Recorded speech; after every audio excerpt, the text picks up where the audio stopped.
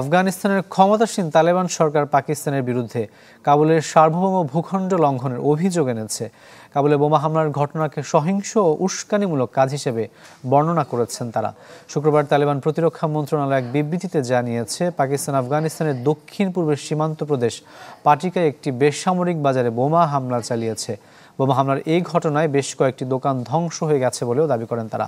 তবে পাকিস্তান এখনও আফগানিস্তানের অভ্যন্তরে কোনো হামলার বিষয়ে নিশ্চিত করেনি। এদিকে এদিন অনুষ্ঠিত এক সংবাদ সম্মেলনে পাকিস্তানের শীর্ষ এক জেনারেল অভিযোগ করেছেন যে আফগানিস্তানকে পাকিস্তানের বিরুদ্ধে সন্ত্রাসবাদের একটি অপারেশনাল ঘাঁটি হিসাবে ব্যবহার করা হচ্ছে। তিনি আরও বলেন, দেশকে রক্ষায় পাকিস্তান প্রয়োজনীয় সকল ব্যবস্থা নেবে।